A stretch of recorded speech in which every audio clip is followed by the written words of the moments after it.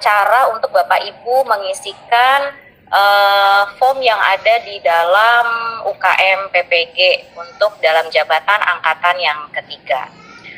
Nah, ini yang akan kami sampaikan untuk hari ini, Bapak Ibu. Nanti saya akan menyampaikan terkait penilaian portofolio. Tata tertib dulu ya, Bapak Ibu. Kemudian saya menyampaikan terkait penilaian portofolio. Kemudian mengenai perangkat pembelajaran yang dalam hal ini adalah RPP ya, Bapak Ibu. Kemudian nanti dilanjutkan penjelasan terkait penilaian praktek pembelajaran dan juga studi kasus oleh Ibu Susilawati. Ya, jadi materinya untuk paparan ini dibagi menjadi dua.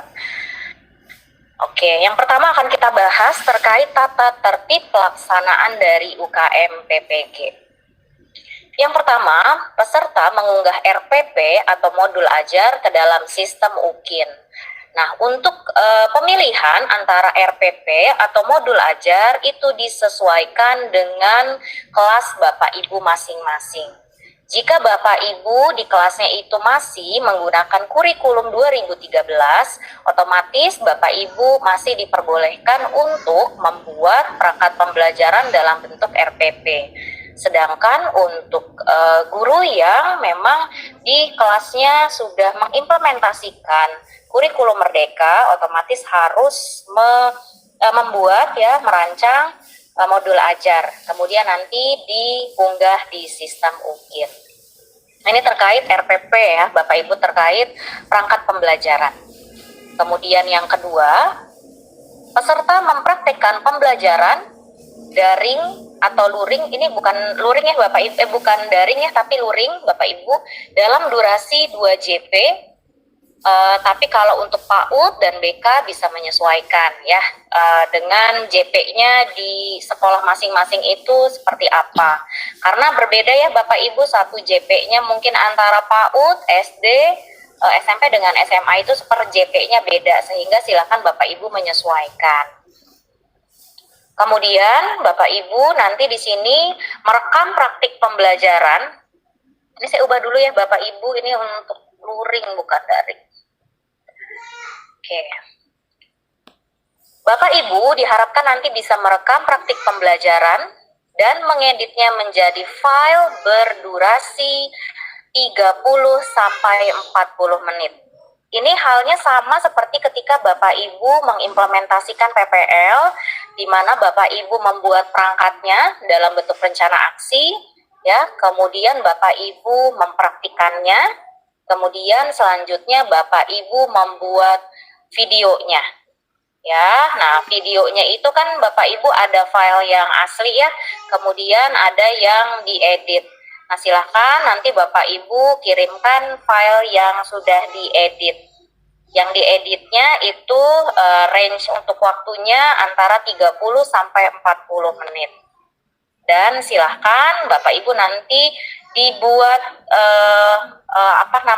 subtitlenya seperti itu ya, dari mulai kegiatan pendahuluan, kemudian inti sampai dengan penutup. Nah, ini tugas peserta secara umum ya Bapak Ibu. Nanti untuk secara rincinya nanti akan dijelaskan per sub nanti antara saya dengan Bu Susi. Ini saya menjelaskan secara umum dulu. Kemudian Bapak Ibu peserta membuat tautan link video pembelajaran, itu diunggahnya di dalam YouTube. Ya, untuk video pembelajaran itu diunggahnya di YouTube. Bukan lagi di G Drive ya Bapak Ibu, tapi di YouTube. Dan pastikan ya Bapak Ibu, ketika Bapak Ibu menguploadkan ke dalam YouTube, tautan itu dapat diakses. Ya, pastikan dapat ditonton. Bapak Ibu bisa pastikan, bisa kirimkan link tersebut terlebih dahulu, boleh ke dalam grup mungkin ya, yang isinya teman-teman, atau mungkin rekan lain. Kemudian, Bapak Ibu juga nanti di web UKM PPG, Bapak Ibu juga akan diminta untuk mengunggah fakta integritas yang bermaterai ya, dengan form yang disediakan oleh Panitia Nasional UKM PPG ke dalam sistem UKIN. Dan yang terakhir, RPP, portofolio, video pembelajaran kemudian studi kasus dan fakta integritas itu harus diunggah atau diisikannya selambat-lambatnya 3 hari sebelum pelaksanaan penilaian UKIN. Pastikan Bapak Ibu setelah Bapak Ibu mengupload semua, setelah sudah diunggah semua, pastikan semua filenya dapat dibuka. Ya, jangan sampai Bapak Ibu sudah diupload sudah, tapi tidak dicek satu-satu apakah filenya bisa dibuka atau tidak. Karena ingat di G Drive itu ada pengaturan restricted atau viewer ya Bapak Ibu, bisa dibuka, bisa direview atau restricted yang artinya tidak bisa dibuka oleh orang lain, sehingga nanti mohon dicek apakah di pengaturan G Drive-nya itu sudah bisa dilihat oleh orang lain atau masih restricted. Mohon dipastikan semua filenya itu bisa dibuka. Ini untuk tugas peserta Bapak Ibu secara umum, dan nanti akan saya jelaskan secara rinci di dalam sub video dan perangkat pembelajaran dan juga praktik pembelajaran.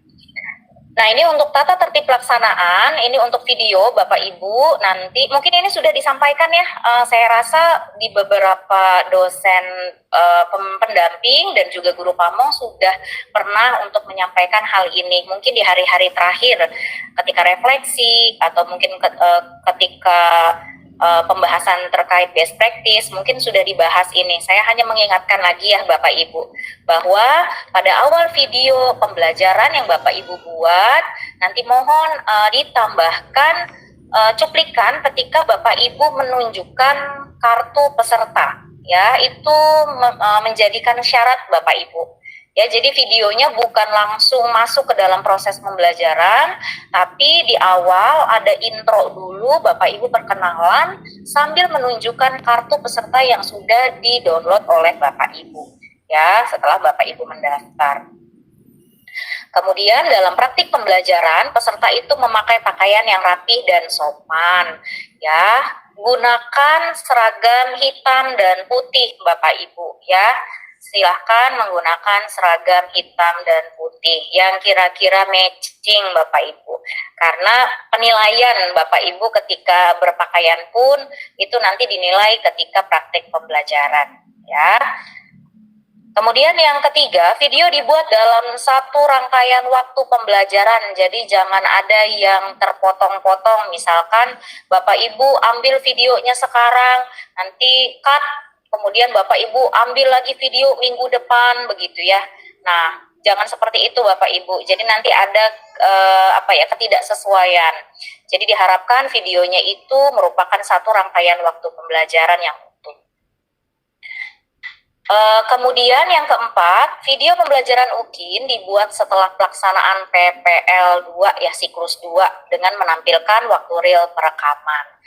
Nanti mungkin Bapak Ibu di antara kita mungkin sudah ada yang menggunakan sudah ada yang membuat, sudah ada yang membuat video ya. Pada saat kita memberikan penyamaan persepsi ini, Bapak Ibu pasti sudah ada yang membuat video.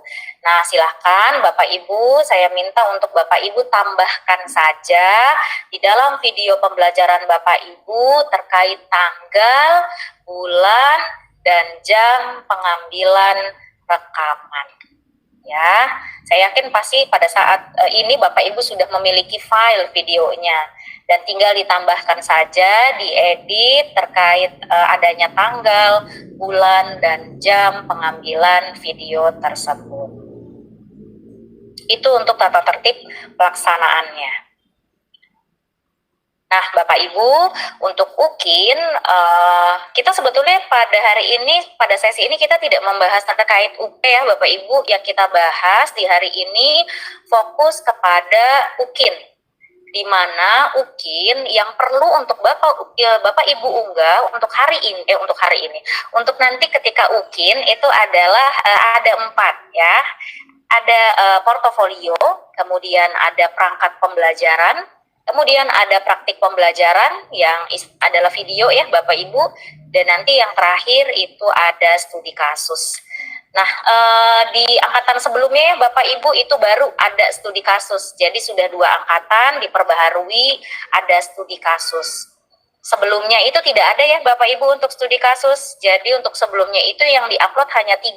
Ada portofolio, ada perangkat pembelajaran, dan ada praktik pembelajaran. Nah, baru di angkatan sebelum Bapak Ibu ini dan Bapak Ibu itu baru diberlakukan adanya UKIN studi kasus. Sehingga ini mungkin adalah hal yang baru. Barangkali Bapak Ibu ada yang pernah bertanya kepada guru di sekolah Bapak Ibu yang sebelumnya sudah pernah untuk melakukan PPG seperti itu, mungkin ini adalah sesuatu hal yang baru untuk studi kasus. Nah, kita bahas dulu Bapak Ibu satu persatu dari portofolio ya. Portofolio ini Bapak Ibu itu kan diharapkan di dalam PPG ini Bapak Ibu diharapkan mampu mengembangkan diri secara berkelanjutan sebagai guru profesional. Nah, oleh karena itu Bapak Ibu itu dibuktikan ya, kita meminta bukti dari Bapak Ibu terkait yang pertama penelitian dan publikasi, kemudian yang kedua ada refleksi diri, kemudian yang ketiga ada pencarian informasi baru, kemudian yang keempat ada inovasi ya, menghasilkan inovasi. Kemudian yang kelima ada prestasi melalui kompetisi, dan ada yang terakhir pengabdian kepada masyarakat. Jadi ada 1, 2, 3, 4, 5, 6, ada 6 hal yang perlu untuk Bapak Ibu upload di bagian portofolio. Nah, ini mungkin yang butuh sekali waktu Bapak Ibu untuk Bapak Ibu melakukan tracing ya, melihat lagi ke 3 tahun belakang, 3 tahun terakhir ya Bapak Ibu, apa yang sudah Bapak Ibu lakukan terkait mungkin penelitian atau publikasi, kemudian menghasilkan karya inovasi, atau mungkin juga melakukan pengabdian kepada masyarakat. Nah, ini ada bukti-bukti fisik yang perlu Bapak Ibu kumpulkan dan Bapak Ibu nanti harus upload. Dan untuk masa pengumpulan portofolio ini adalah data 3 tahun terakhir. Ya, jadi Bapak Ibu silahkan kita hitung mundur 3 tahun ke belakang. Itu yang bisa untuk kita nilai Bapak Ibu. Yang bisa asesor nilai itu adalah data 3 tahun terakhir. Jadi untuk 2020 ke belakang itu tidak berlaku ya Bapak Ibu. Ya, dari 2020 ke belakang itu sudah tidak berlaku. Ya, jadi jangan dimasuk-masukkan Bapak Ibu karena nanti poinnya tetap akan diberikannya 0. Ya. Oke, kita lihat di sini Bapak Ibu. Bentar, ada yang belum di-mute. Mohon maaf, saya izin mute. Ada 6 tadi ya Bapak Ibu yang kita sebutkan, yang saya sebutkan itu ada 6 hal, kok ada 6 komponen. Nah, kita bagi 2 Bapak Ibu, ada komponen utama dan juga ada komponen tambahan. Dimana kalau 4 komponen ini adalah sifatnya wajib Bapak Ibu, yang poinnya itu tinggi ya Bapak Ibu, yang dinilainya itu poinnya tinggi. Nah, kalau untuk yang 2 komponen tambahan portofolio ini berprestasi melalui kompetisi, kita juga mungkin pikir tidak semua guru ya Bapak Ibu memiliki sertifikat prestasi yang banyak mungkin ya Bapak Ibu, beda mungkin dengan menghasilkan inovasi gitu ya, kemudian mencari informasi baru, mengikuti lokakarya, itu pasti kan ada banyak ya Bapak Ibu, tapi tidak semua mungkin memiliki sertifikat prestasi, sehingga ini mungkin yang dijadikan pertimbangan bahwa komponen ini adalah komponen tambahan Bapak Ibu ya, tapi bukan berarti kalau ini tambahan kemudian boleh dikosongkan seperti itu, tidak ya Bapak Ibu, sama-sama ini memberikan poin terhadap nilai portofolio Bapak Ibu, namun memang ini dibagi menjadi 2, ada komponen utama dan juga ada komponen tambahan. Nah, kita bahas Bapak Ibu ini terkait melaksanakan penelitian dan juga publikasi. Nah, kalau untuk yang penelitian dan publikasi, Bapak Ibu bisa dibuktikannya dengan Bapak Ibu telah menulis, misal ya Bapak Ibu di sini ada proceeding, kemudian ada artikel jurnal yang dimuat di dalam jurnal ilmiah terakreditasi maupun tidak terakreditasi. Kemudian ada lagi, mungkin Bapak Ibu pernah untuk menuliskan karya begitu ya Bapak Ibu yang dimuat di dalam majalah atau mungkin koran, tabloid, atau juga mungkin buletin yang sifatnya itu atau skalanya itu lokal, regional, nasional maupun internasional, seperti itu. Nah, untuk penulisan ini Bapak Ibu boleh diklaim yang karya Bapak Ibu dibuat secara individu atau juga kelompok. Ya, Bapak Ibu, jadi silakan Bapak Ibu dilihat kembali karya-karya Bapak Ibu. Mungkin Bapak Ibu pernah menghasilkan PTK ya selama 3 tahun terakhir. Mungkin yang lebih mudah untuk dijangkau itu adalah PTK ya Bapak Ibu. Barangkali selama 3 tahun ini setiap semester mungkin Bapak Ibu menghasilkan PTK, silakan Bapak Ibu tuliskan ya untuk di portofolionya. Dibuktikan nanti dengan bukti PTK-nya ya, laporan PTK-nya seperti apa. Nanti akan saya tunjukkan Bapak Ibu contohnya itu seperti apa ya. Nah, yang tidak boleh untuk diklaim ya Bapak Ibu di portofolio ini adalah berbentuk skripsi, tesis, desertasi, dan juga makalah yang digunakan untuk memenuhi tugas akademik mungkin Bapak Ibu ketika kuliah dulu. Nah, itu ya, itu yang tidak bisa diklaim. Nah, yang paling mudah untuk dibuat itu kan adalah PTK ya Bapak Ibu. Silahkan nanti Bapak Ibu boleh menuliskan begitu ya, mengklaim hasil PTK yang telah Bapak Ibu buat kurang lebih 3 tahun terakhir ini. Nah, ini Bapak Ibu saya izin untuk menampilkan PTK ya dari mahasiswa, ini mahasiswa PPG UMC juga Bapak Ibu, tapi saya bukan memberikan contoh bahwa ini adalah yang terbaik ya Bapak Ibu, bukan. Ini hanya sebagian contoh yang sudah dibuat oleh mahasiswa yang sudah lulus ya Bapak Ibu, tapi bukan contoh yang dikatakan paling baik begitu ya Bapak Ibu, yang paling benar, bukan ya.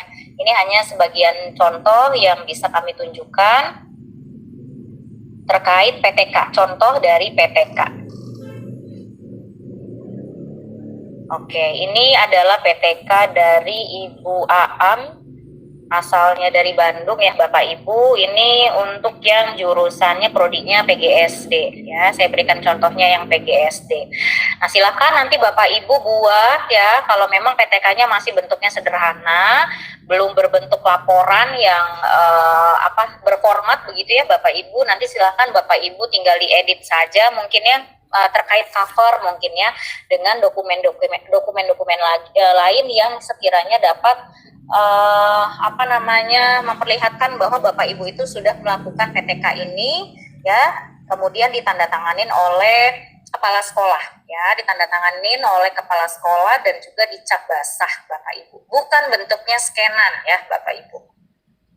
Ini contohnya, ini dari Kota Bandung, dan ini adalah contoh dari halaman persetujuan dan pengesahan dari Ibu Aam, disetujui oleh Ibu Kepala Sekolahnya dengan tanda tangan dan juga cap basah Bapak Ibu ya, dibuktikan dengan tanda tangan cap basah.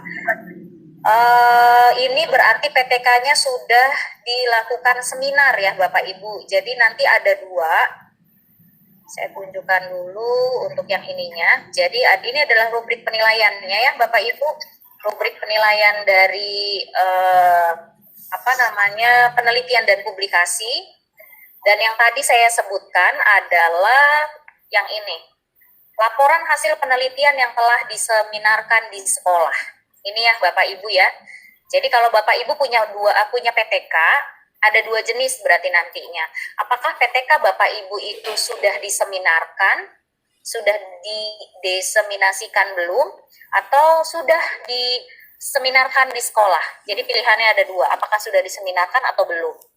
Kalau yang tadi saya tunjukkan contoh, itu adalah contoh yang sudah diseminarkan. Berarti poin maksimalnya itu adalah 1 Bapak Ibu. Ya. Nah, jika Bapak Ibu, oh Bu, saya PTK-nya belum diseminarkan dan sepertinya tidak ada waktu untuk diseminarkan dalam waktu dekat, misal ya Bapak Ibu.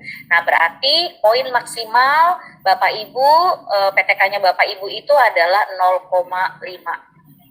lumayan jauh ya Bapak Ibu ya, hampir setengahnya. Jadi saran saya jika memang masih ada waktu dan Bapak Ibu masih memiliki beberapa PPK yang belum diseminarkan, silahkan Bapak Ibu diseminarkan. Karena poinnya lumayan ya Bapak Ibu, hampir setengahnya. Nah, diseminarkannya juga sederhana sekali. Diseminarkan di sekolah Bapak Ibu, mungkin Bapak Ibu bisa buka satu ruangan kelas untuk memberikan untuk diseminarkan begitu ya, hasil penelitian Bapak Ibu disebarkan kepada rekan-rekan di sekolah ya, atau juga mungkin lebih sederhana lagi Bapak Ibu bisa melakukan seminarnya itu di ruangan guru mungkin ya Bapak Ibu, itu lebih sederhana lagi. Yang penting itu adalah bukti sudah diseminarkannya. Nah, buktinya apa? Kita coba cek dari PPK yang tadi sudah saya sharekan ya Bapak Ibu. Nah, ini tadi ya Bapak Ibu, saya harapkan nanti di PPK Bapak Ibu ada halaman persetujuan dan juga pengesahan dari pejabat setempat, berarti kepala sekolah ya Bapak Ibu. Ini sudah sudah ditandatangani. Ada juga lembar pengesahannya ini, seperti ini Bapak Ibu disahkan. Dan selanjutnya baru isi dari PPK-nya ya Bapak Ibu, silakan. Pasti masing-masing mahasiswa akan menjelaskannya secara berbeda, mendeskripsikannya juga secara berbeda, meskipun isinya terkait PTK pasti sama ya Bapak Ibu. Untuk siklusnya dan lain sebagainya, kita langsung sampai ke bawah untuk melihat lampirannya apa yang disertakan. Saya percepat ya Bapak Ibu ya, halamannya ada banyak soalnya. Untuk di PTK ini Bapak Ibu, bukti seminarnya itu berupa foto ketika Bapak Ibu melakukan seminar ya, ini tidak bisa terbuka. Ketika Bapak Ibu melakukan seminar, ada foto, bukti foto kegiatan ya. Kemudian nanti yang kedua ada daftar hadir. Harus ada Bapak Ibu, itu membuktikan bahwa Bapak Ibu sudah melakukan seminar ya. Jadi saya harapkan di dalam PTK-nya itu ada lembar pengesahan. Yang pertama boleh dicatat Bapak Ibu. Kemudian yang kedua itu foto kegiatan seminar. Kemudian yang ketiga itu adalah daftar hadir, tanda tangan dari rekan-rekan guru yang hadir pada saat seminar. Tanda tangannya jangan scanan ya Bapak Ibu ya, tanda tangannya asli ya, tanda tangannya asli, jangan scanan. Karena ada yang bertanya, boleh tidak Bu scan? Jangan, kan ada ya Bapak Ibu warga sekolah langsung saja minta tanda tangannya seperti itu. Saya cek dulu sampai ke bawah, kalau masih nggak bisa kena. Ini contohnya Bapak Ibu, ini contoh dari daftar hadir ya, daftar hadir seminar seperti ini ya, bukan bentuknya scanan, tapi mungkin di bawahnya juga harus ada pengesahan dari kepala sekolah ya Bapak Ibu, bahwa memang kegiatan seminar itu betul dilakukan di sekolah. Dan kalau Miss di dalam PTK ini yang dimiliki oleh Bu Aam ini adalah tidak ada foto. Sehingga tadi poinnya kan maksimal 1 ya Bapak Ibu, dari poin rubrik penilaian itu kan maksimalnya 1. Sehingga saya yakin mungkin poinnya itu tidak full 1 karena masih ada bukti yang kurang tadi, foto. Ya, asesor itu nanti akan menentukan Bapak Ibu dari skor maksimalnya itu kira-kira fullnya dapatnya berapa. Kalau tadi masih ada hal yang masih kurang, itu pasti nanti poinnya tidak akan full 1.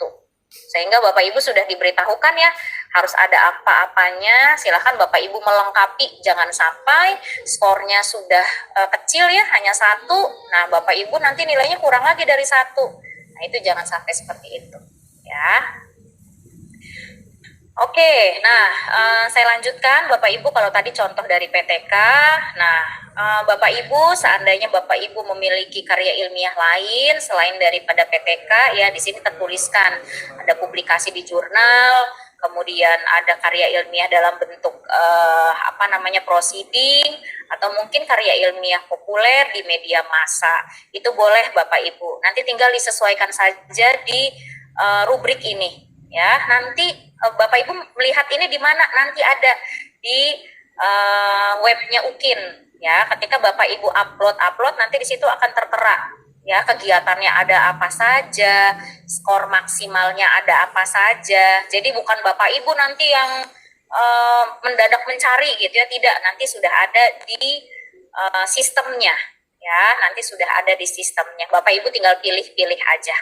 Seperti itu, ya. Tidak manual, nanti ada di sistem. Oke, saya lanjutkan ya Bapak Ibu ya, ini terkait penelitian dan publikasi. Nah, kalau yang tadi ini untuk individu ya Bapak Ibu, ini untuk individu. Nah, seandainya Bapak Ibu menulis lebih dari satu orang, artinya berkelompok gitu ya Bapak Ibu. Nah, dibagi lagi angka kreditnya Bapak Ibu.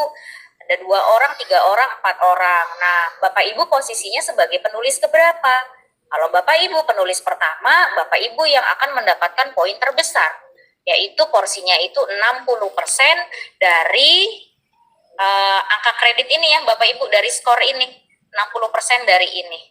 Seandainya Bapak Ibu jadi penulis pertama, ya, dari beberapa penulis. Kalau penulis pertama dari penulisnya hanya 1, ya berarti skor maksimalnya yang ini ya Bapak Ibu. Tapi kalau Bapak Ibu menulisnya banyak kan ya, berkelompok, kemudian Bapak Ibu menjadi penulis pertama, nah Bapak Ibu mendapat 60% dari tadi poin maksimal.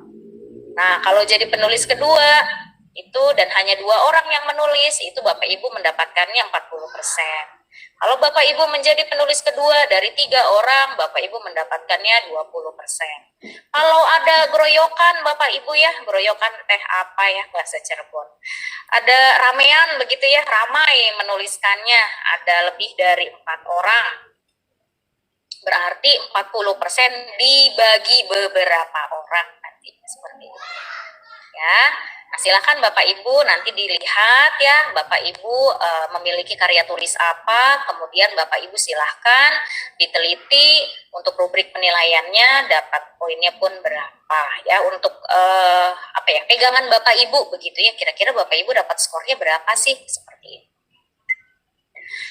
Lanjut Bapak Ibu, ini untuk yang di portofolio sub yang kedua itu adalah refleksi diri, di mana Bapak Ibu di dalam refleksi diri itu Bapak Ibu akan mendeskripsikan ya dalam bentuk narasi tentang proses perbaikan kinerja profesional secara terus-menerus yang dilakukan dalam pengembangan diri.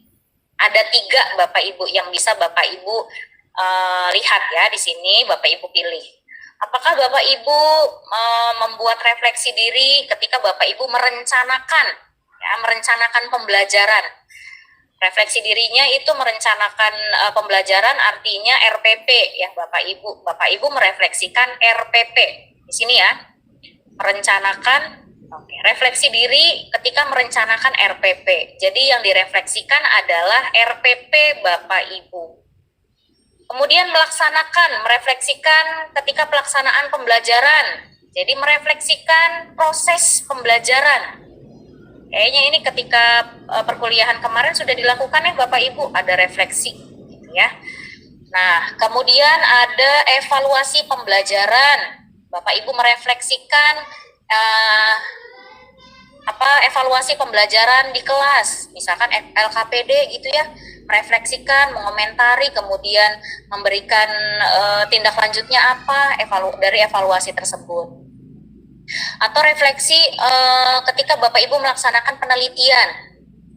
Kemudian ada lagi yang ketiga, refleksi ketika Bapak Ibu mengembangkan karya inovasi ya, serta terkait pelaksanaan tugas guru secara umum meliputi berpikir, berperilaku, dan berinteraksi.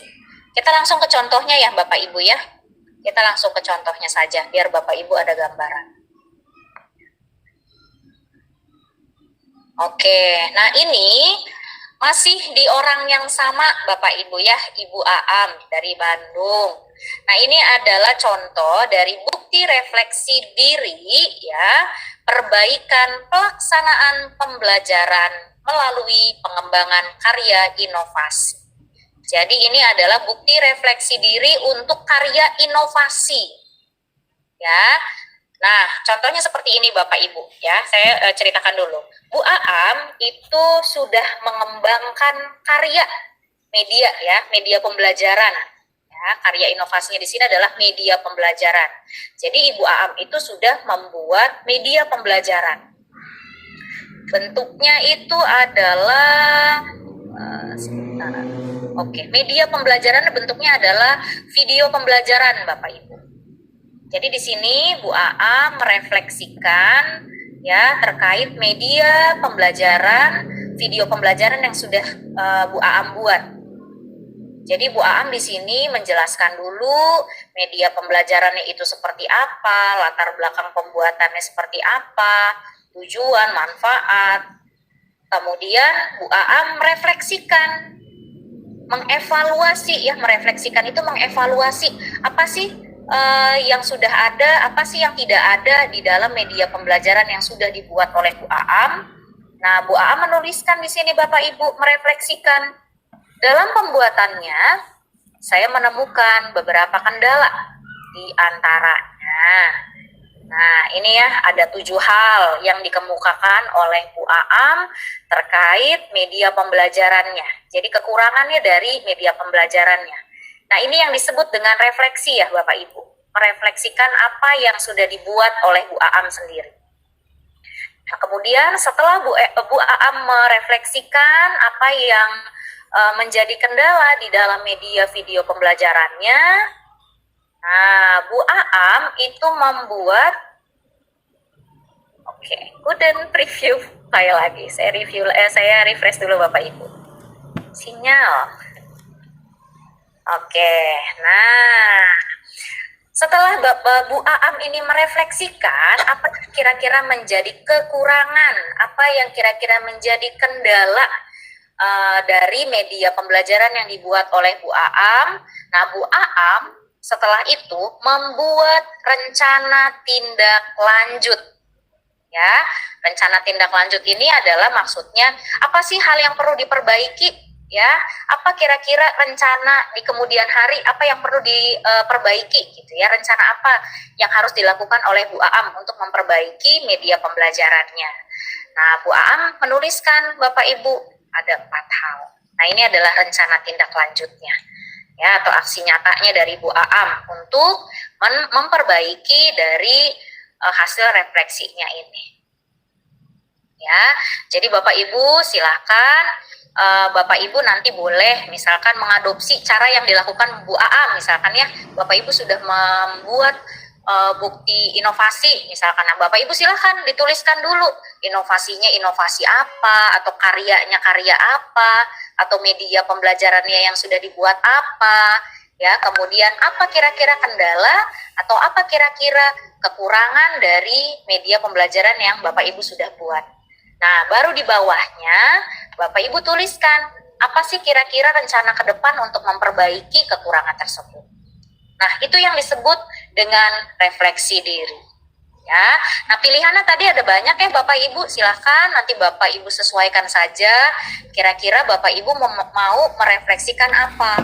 Apakah mau refleksi dari karya inovasi tadi yang seperti dilakukan oleh Bu Aam? Lebih mudah sebetulnya ya. Atau mungkin merefleksikan atau mengomentari terkait RPP yang sudah Bapak Ibu buat, atau modul ajar yang sudah Bapak Ibu buat. Ya, atau mungkin kegiatan pembelajaran yang sudah Bapak Ibu lakukan, atau LKPD yang sudah Bapak Ibu rancang. Ya, silakan Bapak Ibu boleh dipikirkan dulu apa kira-kira yang akan Bapak Ibu buat seperti itu. Dan selain itu, yang merefleksikan diri itu boleh Bapak Ibu yang bersangkutan atau juga dibantu dengan orang lain. Misal, Bapak Ibu dibantu oleh kepala sekolah. Mungkin kalau bahasa di sekolah mah ada kegiatan supervisi ya Bapak Ibu ya. Ada kegiatan supervisi di sekolah. di mana Bapak Ibu itu kan melakukan proses pembelajaran di kelas. Ya, kemudian kepala sekolah, ibu atau bapak kepala sekolah itu mensupervisi Bapak Ibu, mengamati, mengobservasi pelaksanaan pembelajaran yang sudah dilakukan oleh Bapak Ibu. Ya, nah itu sama, itu namanya refleksi Bapak Ibu. Nanti tinggal Bapak Ibu deskripsikan berdasarkan catatan dari kepala sekolah apa yang perlu diperbaiki dari proses pembelajaran Bapak Ibu.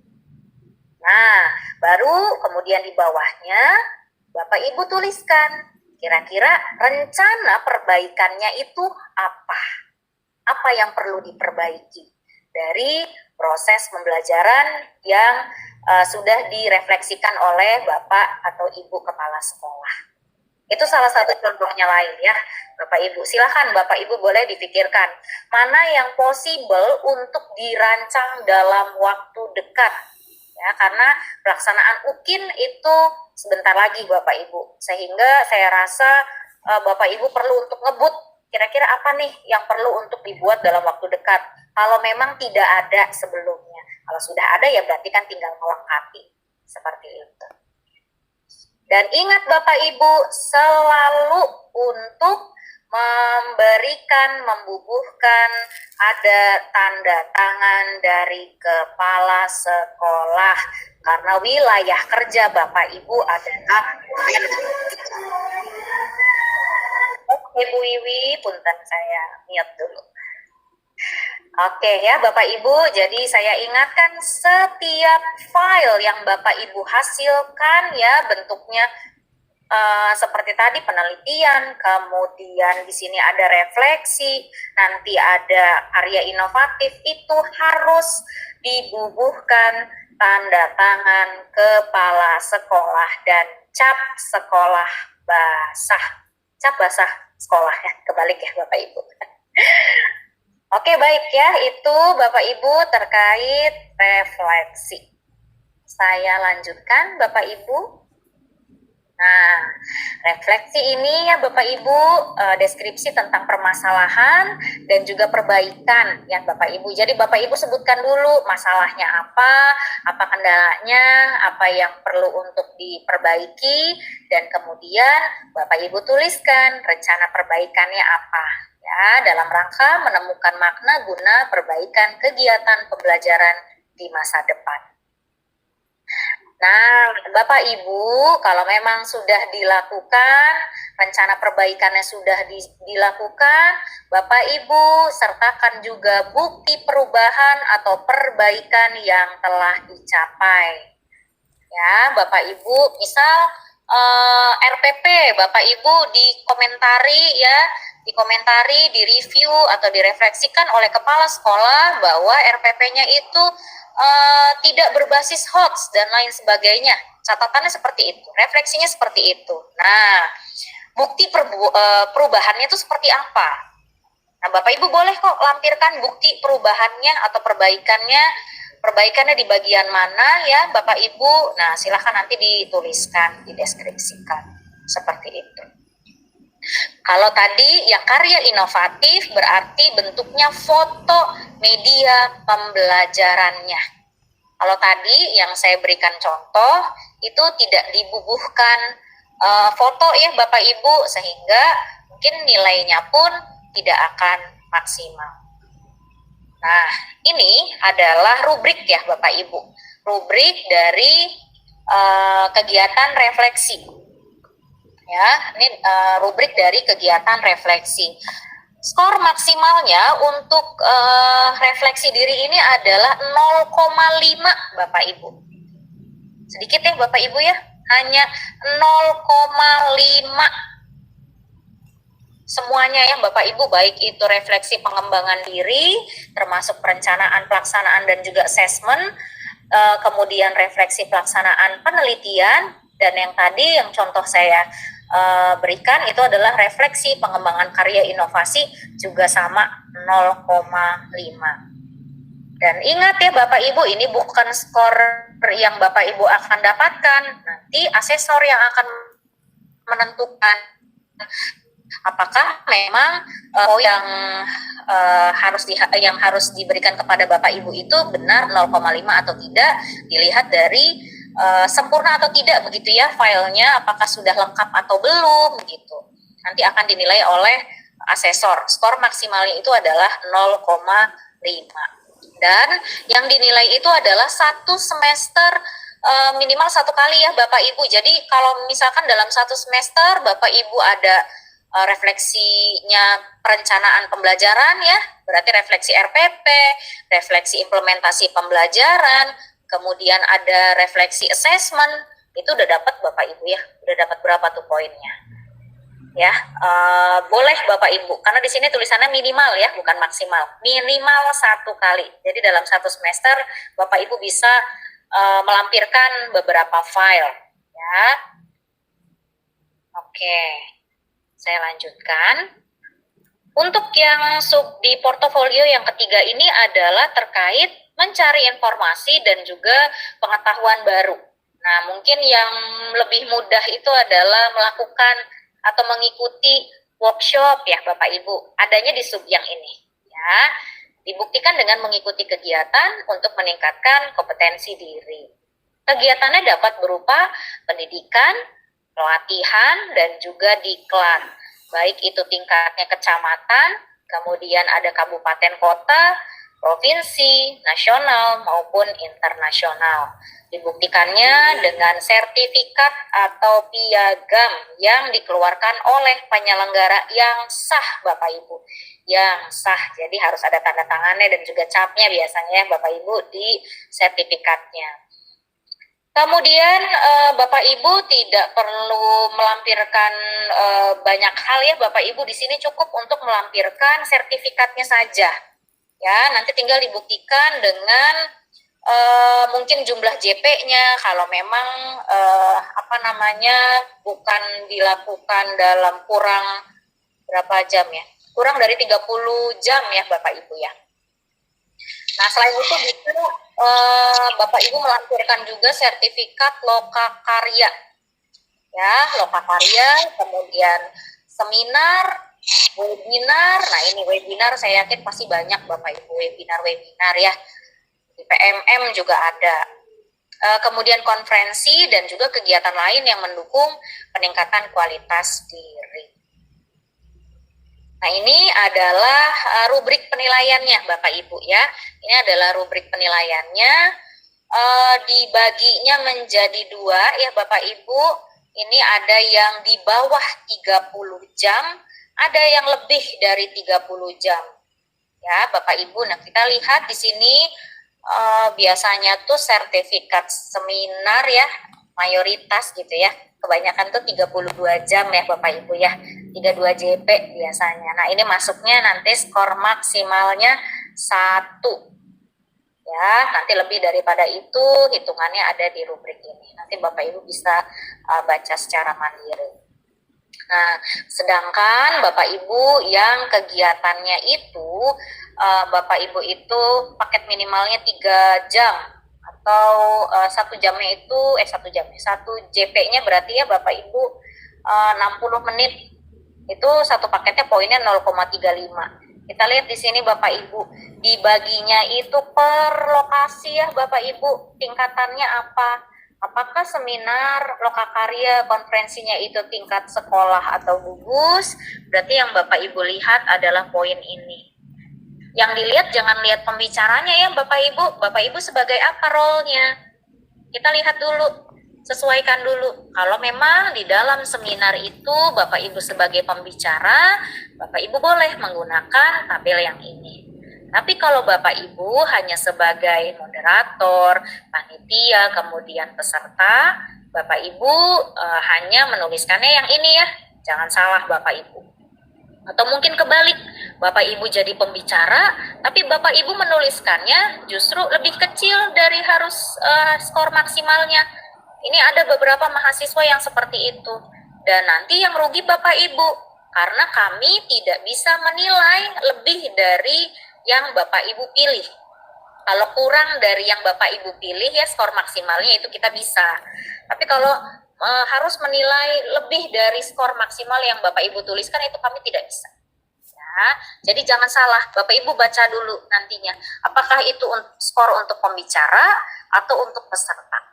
Ya, nah biasanya kalau Bapak Ibu mengikuti webinar-webinar yang dilaksanakannya atau yang diselenggarakannya oleh nasional, berarti kita lihat nih ini ya Bapak Ibu, ini 0,35 kalau Bapak Ibu sebagai peserta. Biasanya webinar-webinar ya Bapak Ibu.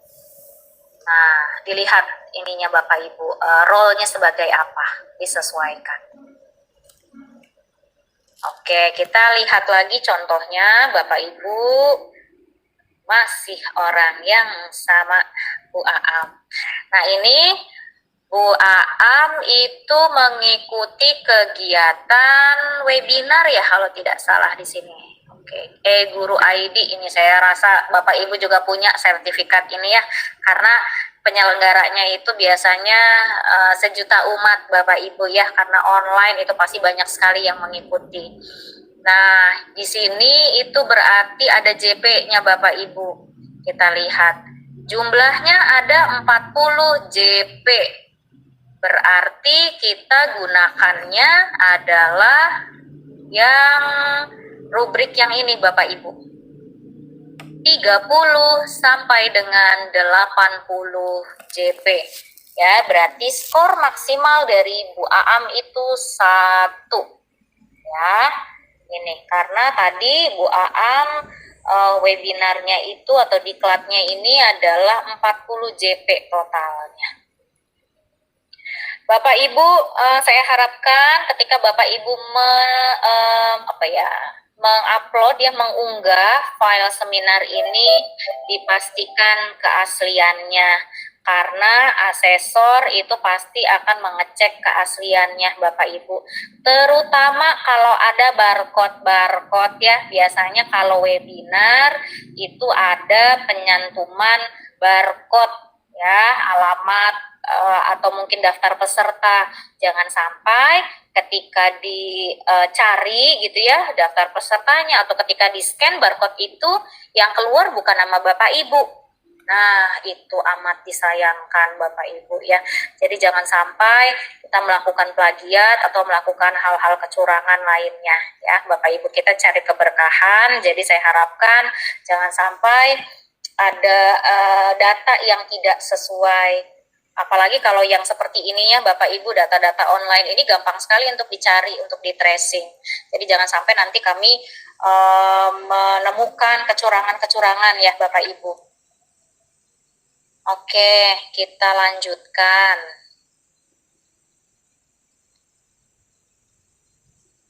Oke, selanjutnya di subbab berikutnya adalah menghasilkan karya inovasi. Nah, ini karya inovasi tadi ya yang sudah sedikit disampaikan oleh saya ketika refleksi. Bapak Ibu itu kan membuat karya, membuat media ya yang digunakan untuk proses pembelajaran di kelas. Nah, karyanya berbentuk apa? Kita lihat dulu di sini Bapak Ibu. Kecil ya Bapak Ibu, tapi apakah bisa dilihat dengan baik Bapak Ibu karena tulisannya kecil? Oke, Bu Herlin konfirmasi, Bu Eneng konfirmasi. Bisa ya, walaupun sedikit nyurang-nyurang kalau kata orang Cirebon ya, UMC bilang nyurang-nyurang Bapak Ibu. Oke, kita lihat Bapak Ibu di sini karya banyak ya Bapak Ibu ya, inovasi baru dalam pendidikan dan pembelajaran. Kita bisa lihat Bapak Ibu di sini ada book chapter, kemudian ada karya teknologi kompleks, ada karya teknologi sederhana, karya seni kompleks, karya seni sederhana, alat praga kompleks, alat praga sederhana, kemudian ada karya praktikum kompleks, kemudian ada karya praktikum sederhana. Nanti ini sebetulnya ada penjelasan lagi Bapak Ibu ya di dalam rubrik. Mungkin sebelumnya dosen sudah ada yang pernah menampilkan, atau mungkin ada yang belum, nanti akan diberikan rinciannya ya Bapak Ibu, karena kalau dijelaskan satu persatu ini ada panjang sekali. Saya sedikit berikan gambaran saja terkait rubrik penilaiannya dan juga karya seninya. Nah, di sini ada buku ya Bapak Ibu, ini kumpulan buku, modul, kemudian ini masih buku ya Bapak Ibu. Ada juga karya berbentuk alat peraga Bapak Ibu. Ada yang sederhana ya seperti mungkin poster, kemudian ada alat peraga pembelajaran lain gitu ya, yang mendukung proses pembelajaran. Itu nanti ada penjelasannya. Nanti akan diberikan saja ya Bapak Ibu untuk rinciannya seperti apa, dan mudah sekali untuk dibaca oleh Bapak Ibu. Saya sampaikan ini untuk contoh dari bukti laporannya ya Bapak Ibu. Untuk di karya inovatif, masih di orang yang sama, Ibu Aam dari Bandung, Bapak Ibu. Nah, Bu Aam di sini membuat media pembelajaran toples ajaib. Ya, seperti apa sih kira-kira laporan yang perlu kita tuliskan, yang perlu kita deskripsikan ya Bapak Ibu, dan menjadi bukti yang perlu diuploadkan nanti di sistem UKIN. Seperti ini contohnya. Masih tetap sama, perlu ada lembar pengesahan dari kepala sekolah ya, tanda tangan dan cap basah Bapak Ibu.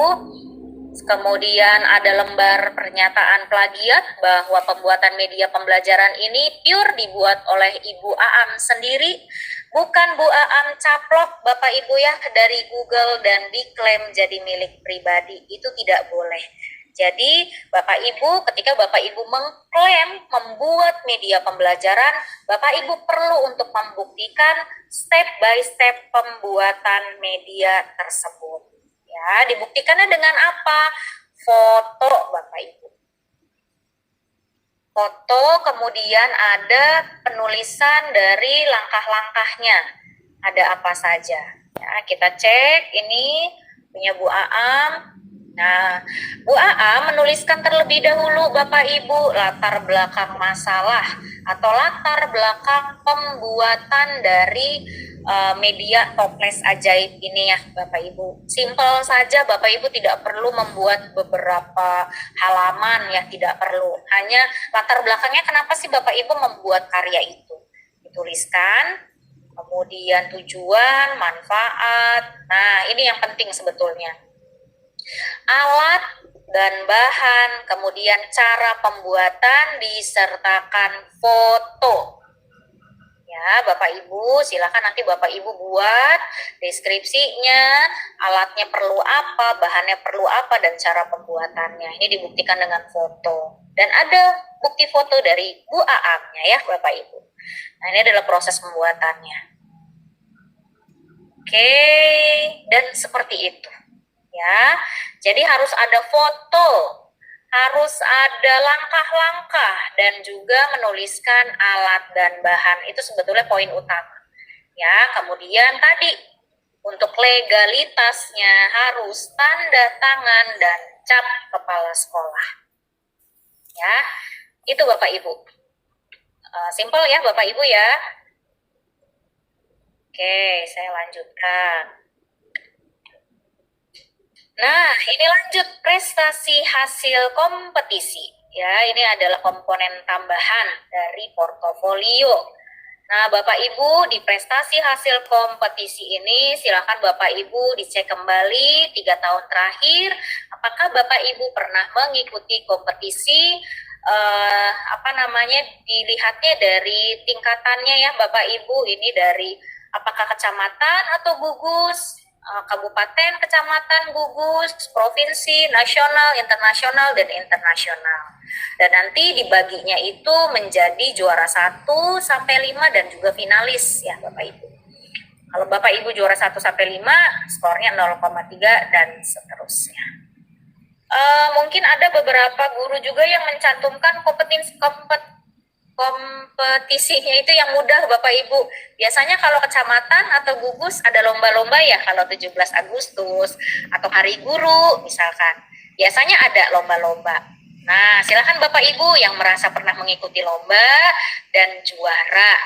ada mungkin juara nyanyi ya, ada juara voli mungkin per gugus, boleh Bapak Ibu disematkan nanti ya, diuploadkan sertifikatnya.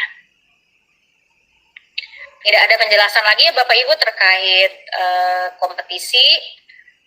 Ini bukti contoh dari piagam penghargaannya masih orang yang sama, yaitu Bu Aam dari Bandung. Seperti ini Bapak Ibu contoh dari piagam penghargaannya. Ini adalah apa ini ya? Super basic peraih medali perunggu gitu ya Bapak Ibu. Nah, silakan Bapak Ibu dituliskan piagam penghargaannya. Itu nanti kan ada deskripsinya. Jadi di UKIN itu bukan hanya upload ya Bapak Ibu, bukan hanya unggah data, tapi Bapak Ibu itu bukan hanya unggah file, tapi Bapak Ibu juga mendeskripsikan. Ini kejuaraannya apa, kemudian siapa yang siapa yang menyelenggarakannya. Nah, Bapak Ibu nanti perlu untuk mendeskripsikan. Ya. Oke, lanjut. Nah, yang terakhir di dalam portofolio Bapak Ibu, di sini Bapak Ibu melakukan pengabdian kepada masyarakat. Ya, pengabdian pada masyarakat ini bukan berarti hanya di lingkungan rumah aja ya Bapak Ibu, bukan hanya pada masyarakat di lingkungan rumah, bukan. Masyarakat di sini maksudnya bukan hanya masyarakat lingkungan rumah atau desa gitu ya, bukan Bapak Ibu. Tapi bisa juga maksudnya adalah berperan aktif di dalam sekolah, berperan aktif di kegiatan sekolah. Nah, itu termasuk ke dalam pengabdian pada masyarakat Bapak Ibu. Karena ini poin yang terakhir ya Bapak Ibu, di kegiatan pengabdian itu tingkatnya adalah tingkat sekolah, kecamatan atau desa. Ini yang tingkatan paling rendah ya Bapak Ibu, paling tingginya adalah internasional. Ingat Bapak Ibu, dilihat perannya itu sebagai apa. Jangan sampai kebalik yang tadi saya sudah katakan. Bapak Ibu itu di sekolah, di kegiatan sekolah itu sebagai ketua, tapi Bapak Ibu salah menuliskannya itu adalah selain ketua. Jadi poinnya nanti akan berbeda. Nah, Bapak Ibu yang akan rugi. Contohnya apa sih kira-kira pengabdian pada masyarakat di sekolah? Contoh paling mudahnya Bapak Ibu adalah sebagai panitia mungkin di dalam ujian sekolah misalkan. Di dalam UTS, UAS, PTS atau PAS ya Bapak Ibu. Nah, itu paling mudahnya Bapak Ibu. Nah, silahkan Bapak Ibu boleh sampaikan kepada TU ya, atau mungkin yang ada di sekolah ya Bapak Ibu terkait administrasi. Saya rasa ada beberapa sekolah ya yang mungkin belum tertib administrasi, sehingga ketika kegiatan itu belum belum tidak terrecord dengan baik begitu Bapak Ibu, surat tugasnya dan lain sebagainya. Nah, silahkan Bapak Ibu yang merasa di sekolahnya masih seperti itu, silahkan Bapak Ibu dikejar untuk administrasinya, terutama tadi ya Bapak Ibu untuk panitia-panitia yang ada di sekolah, panitia UN, panitia PAS, panitia PTS, mungkin ANBK dan lain sebagainya. Kegiatan yang ada di sekolah aja Bapak Ibu. Pramuka pun bisa dijadikan salah satu pengabdian pada masyarakat. Atau kegiatan lainnya yang ada di sekolah, misalkan study tour Bapak Ibu, itu juga bisa. Yang penting ada surat tugasnya dan tertulis nama Bapak Ibu di dalamnya. Ya, biasanya ada tuh Bapak Ibu ya susunan strukturnya, siapa yang jadi ketua, bendahara, sekretaris, dan anggota, seperti itu. Ya, itu contohnya. Oke, untuk yang ini contoh dari SKMPLS, masih orang yang sama, Ibu Aam dari Bandung. Seperti biasa Bapak Ibu harus ada SK-nya, harus ada surat tugasnya, tanda tangan dari kepala sekolah dan cap basah. Kemudian ada daftar namanya seperti ini. Ya. Nah, silakan Bapak Ibu ditulis kira-kira kemarin 3 tahun terakhir saya pernah mengikuti kegiatan apa ya gitu. Nah, silakan Bapak Ibu boleh ditanyakan kepada sekolah terkait administrasinya. Seperti itu untuk yang portofolio ya Bapak Ibu. Saya lanjutkan ke dalam RPP, tapi RPP pun tidak saya bahas lebih dalam Bapak Ibu, karena RPP ini sebetulnya sudah sering sekali dijelaskan mungkin dengan dosen atau pamong ketika pembuatan rencana aksi. Ya, ini saya cepatkan Bapak Ibu karena Bu Susi sudah bertanya, ini kita sampai jam berapa? Oke, lanjut ya Bapak Ibu untuk instrumen RPP. Instrumen RPP itu Bapak Ibu kita fokusnya ke dalam 4 hal. Tujuan pembelajaran, ya, yang dilihat oleh asesor ya, maksudnya Bapak Ibu. Yang pertama adalah tujuan pembelajaran, kemudian yang kedua ada materi pembelajaran, kemudian yang keempat ada strategi pembelajaran, yang ketiga ada strategi pembelajaran, yang keempat ada pemilihan media pembelajaran, ada 6. Yang kelima ada pemilihan materi dan sumber belajar, dan yang terakhir adalah evaluasi pembelajaran. Nah, Bapak Ibu di dalam tujuan pembelajaran ini saya yakin Bapak Ibu juga sudah mendesain RPP atau modul ajar yang sesuai sebetulnya dengan yang sudah sesuai yang diarahkan oleh dosen dan juga pamong ya Bapak Ibu ya. Yang pertama, tujuan pembelajaran itu antara tujuan, kompetensi, dan juga indikator harus sesuai Bapak Ibu ya. Jangan sampai KD-nya mintanya apa, tujuannya mintanya apa, dan indikatornya mintanya apa. Ya, saya tidak akan menjelaskan lebih dalam, Bapak Ibu beserta contohnya. Yang kedua, rumusan tujuan meliputi komponen ABCD, audience, behavior, condition, dan degree.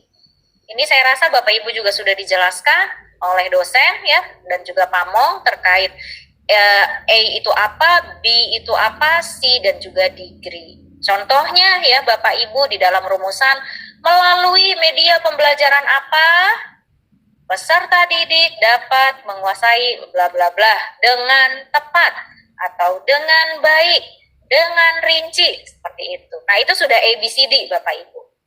Bapak Ibu boleh menuliskan ABCD, dituliskan keterangan di dalam kurung juga boleh, tidak juga tidak apa-apa. Yang penting rumusannya jelas ya, Bapak Ibu ada A, B, C, D. Nah, kemudian di dalam rumusan tujuan juga Bapak Ibu diharapkan dapat mengimplementasikan HOTS, High Order Thinking Skill, yang artinya rumusan tujuan pembelajaran Bapak Ibu diharapkan hanya menggunakan C4, C5, dan C6. Jangan di luar daripada itu, karena poinnya berbeda. Kalau Bapak Ibu menuliskan C4 sampai C6, poin Bapak Ibu adalah 9 dan 10. Tujuan kita adalah nilai 9 dan 10 Bapak Ibu, sehingga silahkan Bapak Ibu membuat tujuan pembelajarannya itu hanya C4 sampai dengan C6.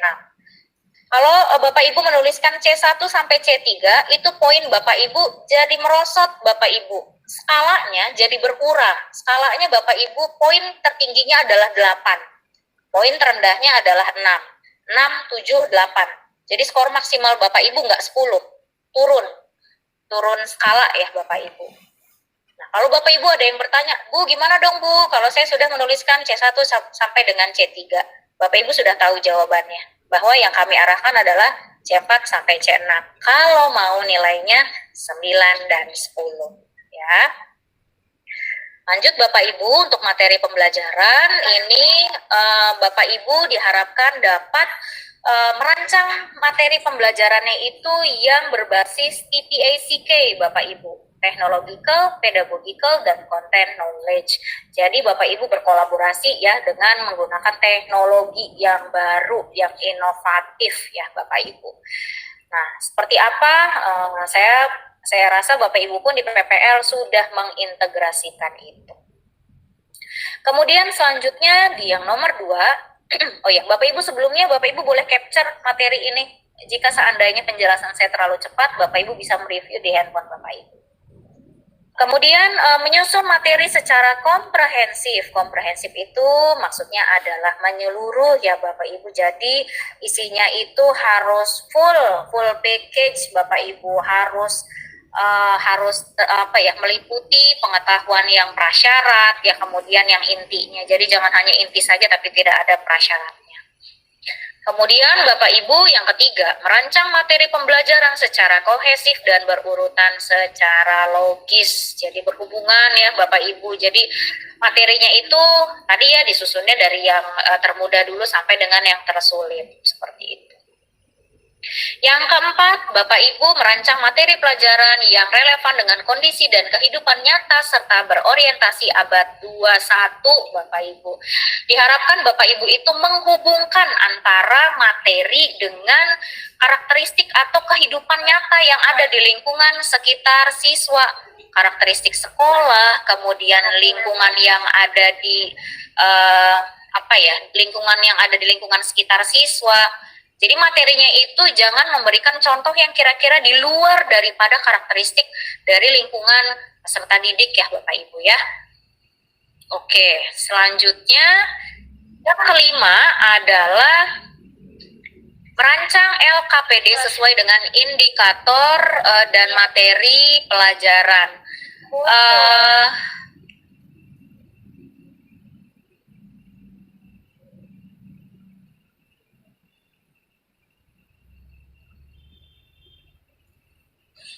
Ibu di-unmute itu.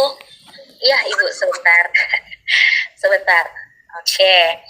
Lanjut, yang kelima, merancang LKPD sesuai dengan indikator dan materi pembelajaran. Nah, ini diharapkan di dalam LKPD yang Bapak Ibu buat, baik itu LKPD kelompok dengan LKPD individu, di atasnya Bapak Ibu perlu untuk menuliskan tujuan pembelajaran yang nantinya asesor itu akan mencocokkan, akan menyesuaikan apakah LKPD yang Bapak Ibu sudah rancang itu sudah sesuai belum dengan RPP yang Bapak Ibu sudah rancang, seperti itu. Jadi apakah ada kesesuaian atau tidak, seperti itu ya. Jadi jangan sampai di LKPD-nya langsung menuliskan nama kelompok gitu ya, kemudian instruksinya apa. Nah, jangan seperti itu. Yang pertama harus dituliskan adalah tujuan pembelajarannya atau indikator pembelajarannya. Lanjut, strategi pembelajaran tadi ya masih sama Bapak Ibu, masih berhubungan dengan TPACK atau TPEC ya, kalau kita mah bacanya TPEC atau bahasa Inggrisnya TPACK. Bapak Ibu silakan tentukan model pembelajaran dan juga strategi yang sekiranya tadi ada juga berbasis HOTS ya, berhubungan dengan berbasis HOTS.